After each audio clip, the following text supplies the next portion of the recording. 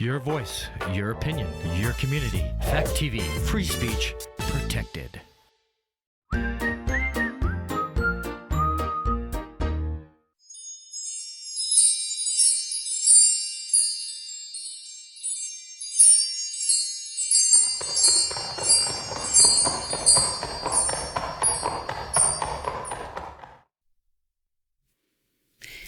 Welcome to Cracking the Horsepeak Code. I'm Laura Wilse here with Sharon Wilse, and we are the co-founders of Horsepeak. And we're here today to talk to you about the concept that we have in Horsepeak, which is zero, which is a state of inner calm. And what we're going to see today is 4 horses coming into an indoor arena after it had been raining all night, and see what happens when Sharon steps in to help them become calmer within their herd dynamics. With that being said, one of the coolest things that we've discovered in researching horse body language, so we put in thousands of hours of research into understanding the micro gestures that horses are making, their gestures, postures, and signals, facial expressions, and the markers on the outside of the horse's body that tell you what the inside of the horse's body is feeling.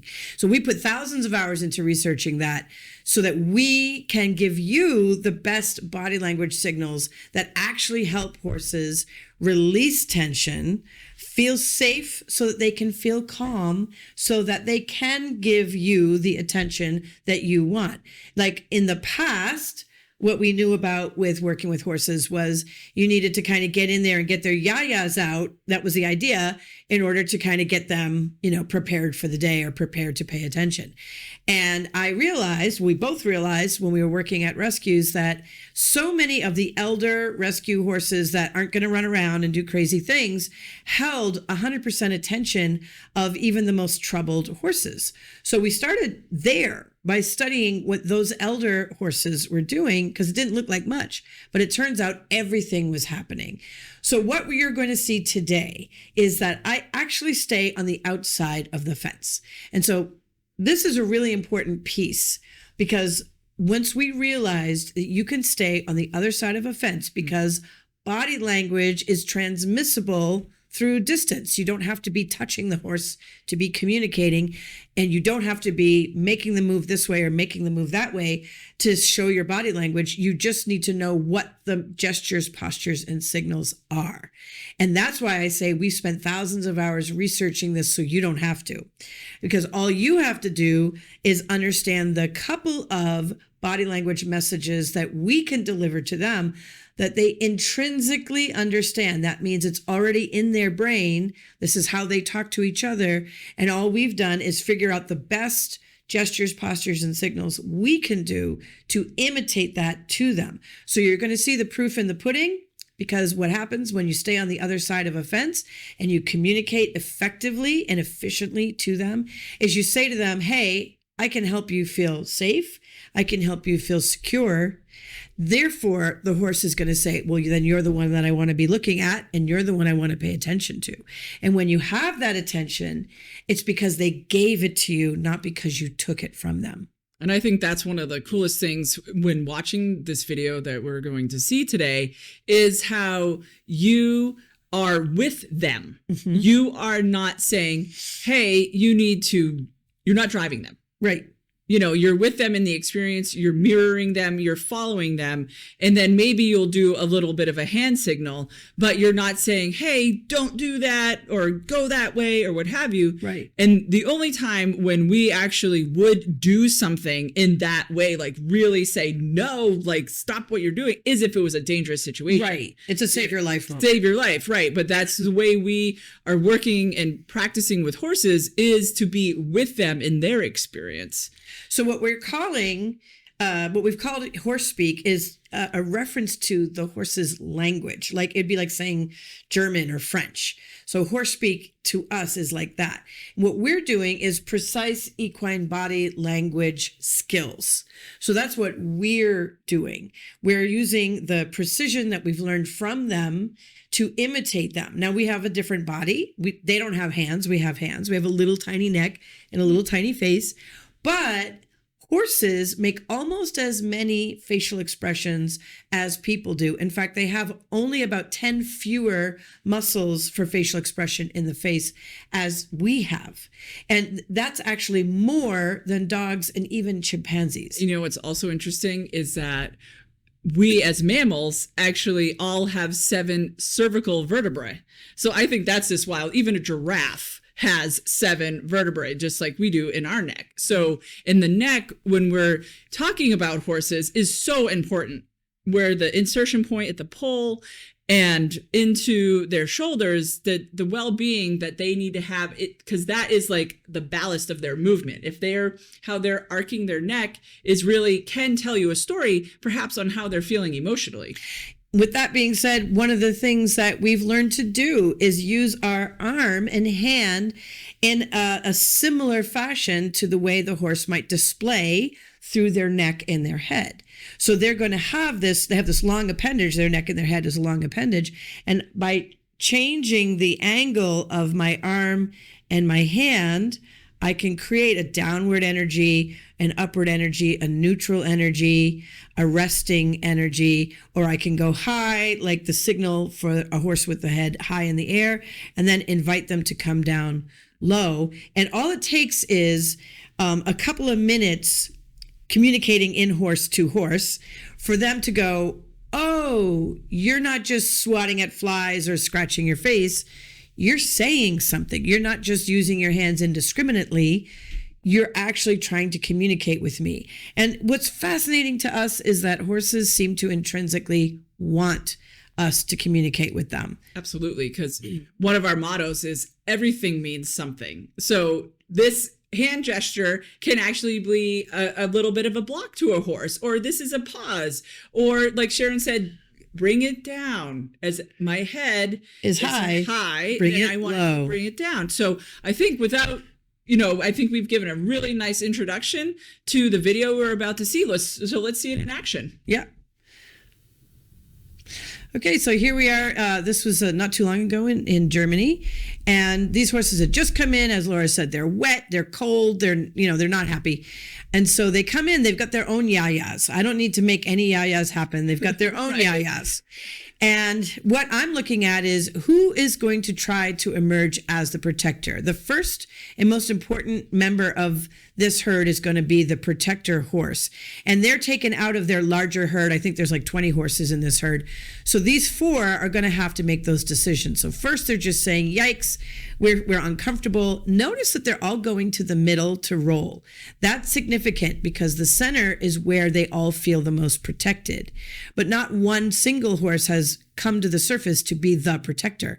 We have this arena set up in a very purposeful way because having the ground poles on the outside delineates the buffer zone. And we've discovered through thousands of hours of research that the horse who goes into the buffer zone is the one trying to take the protector role. So here we have the white horse is the one who finally goes into the buffer zone. Now I'm standing in the buffer zone on the outside of the fence, and I'm doing some very deliberate gestures with my hands. And right now I'm just mirroring. I'm standing steady and quietly, and I'm breathing, and I'm mirroring some of their motion with my hand as they move around. The white horse comes to check in with my hand, and then they run off for a little bit, and they do some very distinct patterns of their own as they try to solve more problems. And now what's happening is they're trying to figure out how they're going to problem solve this situation. There's 40 people in the audience staring at them. But finally, there's a real greeting from the protector. He's the first one to greet me. He recognizes that I might be a protector too. So I'm offering protection messages, but these horses don't know me. That's something that needs to be said. This is an unknown situation to them. They don't know who I am or what's going on. So I'm going to do something very distinct, which is called walking the line. I'm in the buffer zone on my side, and I'm going to walk the line and touch the poles and linger when I touch the poles. And that's a message. And then I'm doing a sentry. I'm saying, all those crazy people looking at you, you don't have to worry about that. I'm going to raise my hand high and drop it low. And these are all messages. It's not a command like obedience. This is a message saying, I want to offer this to you. And what they do is they turn away and show me the hips. So they go to the safety object of the barrel and they show me their hips. And that means, oh, really? Are you going to mind my six, so to speak? Are you going to watch my back? And so now they're asking me to prove it. So I have to continue to give safety and protection messages. So I said to the white horse, I see you, and I'm asking you, you can come out of that buffer zone. I'd like to help. So the brown horse goes by me, and the white horse takes the herd down to the other end. So that brown horse, that chestnut horse going by, he was a sampler. He's like, I'm going to try this out. I'm going to see what I think. And now he's coming to the front. So now we have horse number 2 being curious about, hey, what's this human about? What is this person offering? I am mirroring in action. Basically, I'm taking whatever they give and I'm mirroring it back to them, but constantly with a message of, I see you, I see how stressed you are, and here's my offer. I'd like to help you feel safe. So by touching the fence, I'm saying this fence is safe. This area is safe. You're safe here with me. Now they look down the far end where things don't feel safe and they've lined up. And they've said, maybe we could try. We could try to trust her. This is a greeting. So they're doing a real greeting with me and each horse is lined up to greet except for one lingering in the background who's not too sure. So I'm doing an air greeting to him from a distance just to say, that's okay. You can come here if you're ready. If you're not ready, it's also okay. Now they're greeting each other and they're saying, something is different about this. One horse lowers his head and then tells that guy to move over because he wants more space because he'd like to come and stand in the corner near me. And as you're going through this, there's a lot of more precision of the diagnosis of what's going on with the buttons that they're talking to with each other and all that. So this is just a brief overview of the action that Sharon is doing for herself. And her intention is to be like, can we as a herd calm down? Now watch this. This is where I do spooky, come to me. That was that message. My hand was high and it dropped low really fast. I said, that area is spooky, come to me. And when they come, I drop into a low, what's called a low O posture. I get connected with them with my hand. This is the first time the mirroring in action is really starting to sink in. And then I quickly stop and quickly drop my energy low and say, that's good. This is really good, guys. I'm offering my hand to the different buttons, as Laura said. And by doing that, I'm saying, you know what? I see you. I see all your buttons of communication and I want to talk to you. So they do an interesting thing. They line up perfectly. This is a very specific lineup, nose to tail, and it's how horses prefer to travel when they're not in danger. So when they're in danger, they like to go girth on girth, like you see, they move all together. But when they're not in danger, they're going to more likely to move in a line.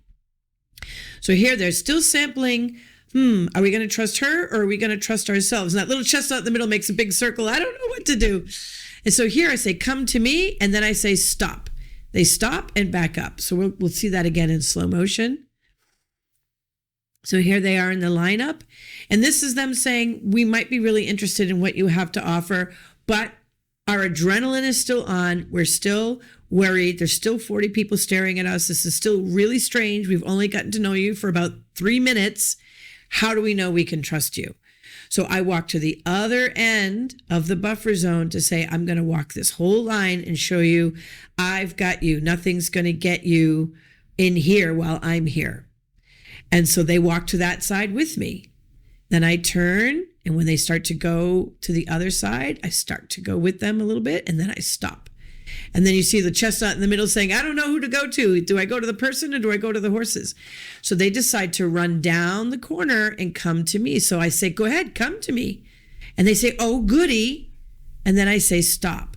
And this is important because if I'm going to be the protector, I also get to be the director. And that's the point of precise equine body language skills. So round 1, gain their trust and help them find some inner zero. All right. So with that being done, what we were able to achieve in that first session was gain their trust and help them start to aim towards what we call inner zero. Now, when horses are feeling really healthy and well, they like to maintain, a good nervous system aimed more towards a parasympathetic where they can rest and digest. But nature has designed horses to be basically creatures of flight. So yes, they're a prey animal, but they're specifically a creature of flight. So they would rather flee and get away when they feel stressed. And that's why they're running. They're not running because they're playing. They're not running because they just have yayas and random. They're running because their stress levels were too high. They came into an arena when they were super wet and super cold, and it was lunchtime and they didn't have their lunch. They had to come in. And then they walk into 40 people staring at them. So that just turned them on to be afraid. They're running because they were scared. So all of the messages that I gave in that moment from my side of the fence was to say, I know this is overwhelming. I know that this is a lot, but I really want to reassure you, and I'll do it as long as you need me to, that I want you to feel protected while I'm here. And I'm going to make a couple of simple messages, and I'm going to repeat them and repeat them and repeat them, because I know I'm a person, and I know that I'm going to say it with a little bit of a funny accent. So I'm going to repeat it, and I'm going to mirror you, and I'm going to watch you and what you're doing. And when I think you're ready and that we could maybe go there together, I'm going to invite you to stop. And when you stop, we might go to zero together. Yes. And that is the goal, is because when we're doing, for example, a clinic situation, and we have horses that we're going to work with, which we worked with all of these horses, we want to find out who is going to show up as a protector. And by knowing who is working the outside in the buffer zone, then it's like, okay, we have a protector. And then noticing who basically stays in the middle the whole time. Mm-hmm. The paint, as well as the other bigger chestnut. Right. But he also was interesting because he was being in the back as well. So he was kind of like sandwiching the paint, because the paint was definitely the one who had basically no zero. As we get to know them, it turned out he was the mentor of that paint. So his job in his world was that paint horse. He's like, I watch him. And we didn't know that. We had no idea like who the paint was or the chestnut. And we had met a couple years ago the white horse and the chestnut horse, but it's been some time. So we are just like, hey guys, how's it going? Mm-hmm. We're here again. Here we are. Let's have a conversation. Right. And so it's really fascinating to be able to, from the other side of the fence, to walk the fence line, stop at a fence post, breathe. I'm here. I want to protect you. And there's 3 reasons why that works. Number 1, horses leave a pheromone scent to say this place is safe. They can use it in different ways, but one of their most famous ways of making a scent marker is through a poop. So they'll drop some manure in a place when they feel safe. That's called a safety poop. And they do it when they feel relaxed and they have a relaxed energy and emotion, and they're breathing, and they leave a pheromone in that aroma that other horses can perceive. This horse felt safe here. So that's number 1. Number 2, the way they breathe. So taking a deep breath or doing a shuddering breath, like that, or they have some noises with the breath, deep licking and chewing. So there's those kinds of breath messages. And number 3 is the positioning that they take in the space that they're living in. So the positioning is one of the things that they can do to say, hey, I'm the protector. And when a horse has this protector role, I want to say it's not a dominance role. It is the protector because that's the horse who's going to take all the risk. A caretaker. They're going to take the risk. If a predator shows up, that's the horse that's saying, I'm on it. If a bear shows up, it'll be me. And this is a really big deal because they're not, it's not the bossy horse or the bully horse. The protector horses sometimes actually other people think is low man on the totem pole. Well, and that's the thing of this was a high speed video. Right. But we're trying to look at how are the footfalls happening? Mm-hmm. Who has the most sure-footed maneuvers in speed? And who is, when they're walking in really nice balance, because then that can also tell us a story on the characteristics of that horse. And so when we're meeting horses for the first time, the feet are a huge part of what we're looking at to ensure of what is your role in the herd. And with the protector roles, depending on the whole herd dynamic together, sometimes when the protector is taken out of the herd, then actually the protector may not want to leave the herd. That's Right. like That's the thing. Sometimes they're like, you don't know what's going to happen to them Those if I'm kids not are going here. to go out in the middle of the road and they're going to play The wolf is going to show up. It's going to be a disaster. Yeah. So sometimes a hesitant horse leaving the herd could be a protector, a mentor, a teacher, because they don't know like What's going to happen. So that's an interesting thing to think about with your horse that you might have. It's not because they're being stubborn or sticky or what have you. It's like, are they going to be okay? With and that being said, is fascinating. It is fascinating because the point of that is that there's roles in the herd.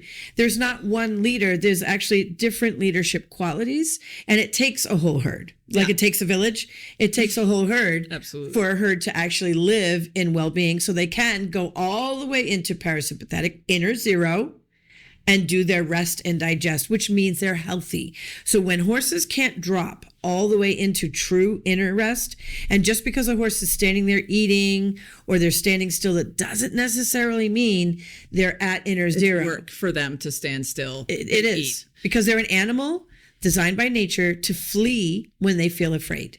And sometimes what they do is they mask it. They cover that over. And luckily, we've been involved in some research recently where we've been looking at what is going on the inside of horses. And we can say we're not done with the research, but we can say what we've seen so far. There are cases where horses are just standing there, but not on the inside. On and the their inside, heart rate is at like 120, which They're is galloping. basically galloping. So when we see running horses, we're like, what is going on in the environment? Not like, oh, wow, isn't that cool? It's like, no, is there an emergency? Did a truck like blow up or whatever? There's a reason why they're running. And so we're like, red flag, let's help them get calm. Let's problem solve the environment with them. So then we can get them back to, hey, let's stand and eat and have a nice day. and drop deep into rest and repair so that the whole herd can be healthy. This is the bottom line. In a creature that's designed by nature to flee, you got to also have the equal opposite of how are you going to be? Because if you can't relax and be, then you're not going to be healthy. You're going to get stress-related illnesses. They're going to colic. They're going to get all kinds of injuries on the legs and the feet. And they're going to have, all kinds of spinal injuries and all kinds of lack of healthy muscle development. So many different things are going to happen because of stress. And there's gobs and gobs and gobs of research into how stress kills for people. But the fact is stress kills any mammal. So if a horse is living in a heightened state of stress because they don't know how to help themselves, they don't know how to get out of it, then what the cool thing is that we've discovered is there's these key gestures, postures, and signals that you can offer that say, hey, I got you. I got your back. I got the boogeyman. I'm not going to let anything get you. You can come right here and be safe. Stop. So rather than saying to a horse, go get your yayas out, we want to say to you, stop, pay attention. I've got you.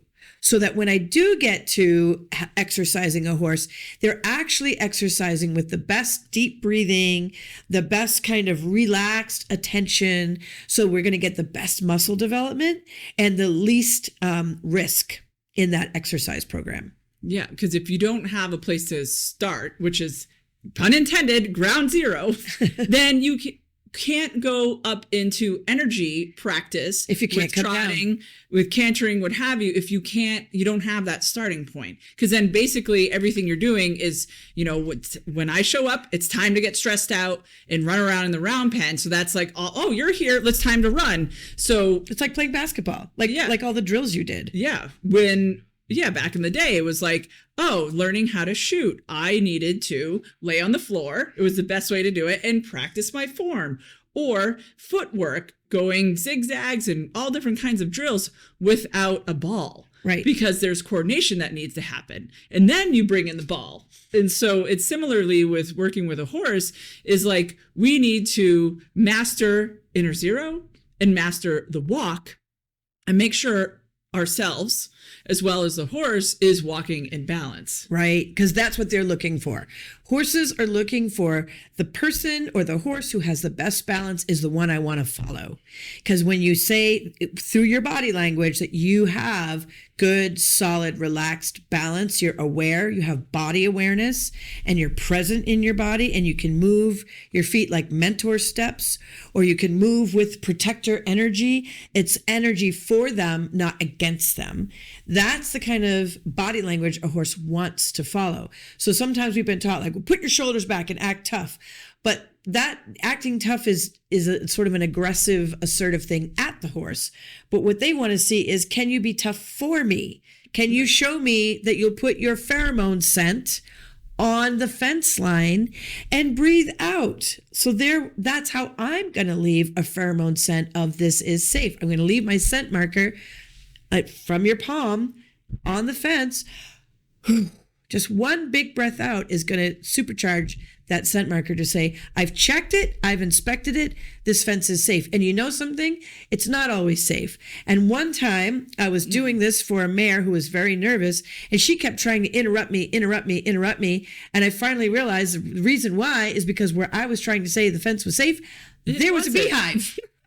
It was not safe. And so she was right and I was wrong. So that's when I started saying, you know what horses are looking for? They're looking for bees, they're looking for bears, and they're looking for boogeyman. Boogeyman is just sounds and noises and whatever. So we want to take their concerns seriously because they are designed by nature to flee because they get scared. That's their bottom line. And if we want to shape their behavior to be something that's enjoyable for both them and ourselves, that's beautiful for both them and ourselves, we want them to be in the best shape and to be really fit, then they have to be calm internally to go into that rest and repair. So we have to work on our stress. We have to work on our inner zero. So then showing up and being like, have your shoulders back, look strong. And with precise equine body language skills, it's not just about the horse. It's about our gestures, postures, and signals. So my back, I'm like 100% stiff. My lower back is arched backwards. My neck is tight. Everything is tight. And so that's showing the horse, hey, let's be super stiff. Yes. Tight doesn't mean strong. Yeah. And so when we can round our shoulders, have what we call an O posture, and then we can balance. If I have to go up to X, I am also paying attention to my pelvis. I'm making sure that I'm not arching my back out and then throwing myself off balance. So and not breathing. Because you're going to leave the pheromone scent of stress.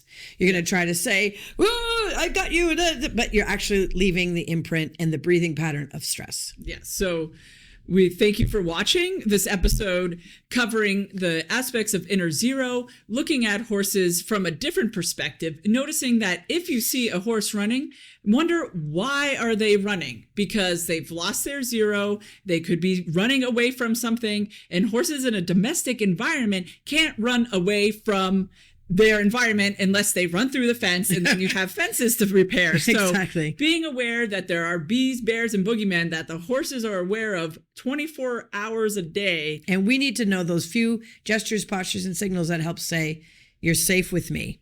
Thank you for watching. Enjoy your day.